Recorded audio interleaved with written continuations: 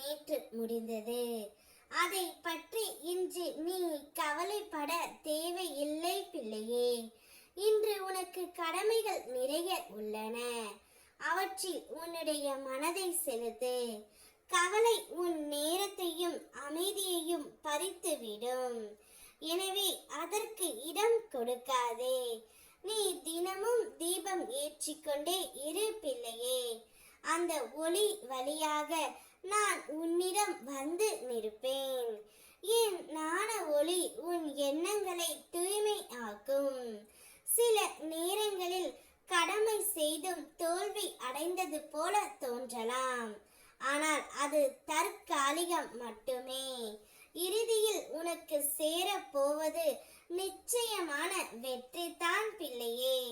நீ கேட்டதையெல்லாம் நான் தரப்போகும் காலம் வந்துவிட்டது. உன்னுடைய வாழ்க்கையில் நன்றி சொல்லும் நாள் நெருங்கி வருகின்றது. அந்த நாள் வந்து சேர்ந்தவுடன் நான் உனக்காக நடத்தும் அதிசயங்களை நீ தெளிவாக உணர்வாய் தங்கமே.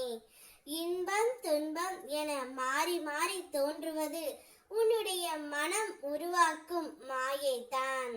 வாழ்க்கை அதன் இயல்பான போக்கில் ஓடிக்கொண்டு இருக்கின்றது. நீ மனமாற பிரார்த்தனை செய்யும் போதே என்னுடைய அருள் அதில் கலந்து உனக்காக செயல்படுகின்றது. உன் உள்ளம் உணர்வதற்கு கொஞ்சம் தாமதம்தான் தோன்றுகின்றது. ஆனால் உன்னுடைய பிரார்த்தனைகள் அனைத்தும் வெற்றியாகும். இனி உன்னுடைய வாழ்க்கையில் நல்லதே நிகழும்.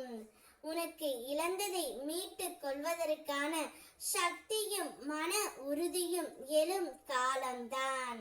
உன் சொற்கள் உன் விதியை உருவாக்குகின்றன என்பதால் பேசும் போது எல்லாம் கவனமாக இரு. தேவையற்ற பயம் அல்லது அதிக உற்சாகம், இது இரண்டுமே நீ செய்யும் செயலை தடுத்துவிடும்.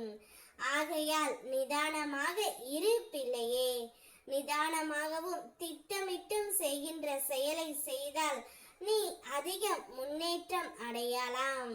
உன் உள்ளத்தின் உறுதியை உன்னை உலகத்திற்கு வெளிப்படுத்தும். இனி வரும் நாட்கள் உனக்கு நன்மையை தரும். நம்பிக்கையுடன் அணைத்துக்கொள் பிள்ளையே.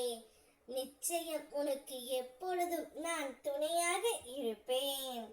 உன்னை காக்க வேண்டிய நேரத்தில் நிச்சயம் நான் காத்து அருள்வேன். உன்னிடம் நான் சொல்வது ஒன்று மட்டும்தான். பொறுமையாக என்னை நம்பி காத்திரு.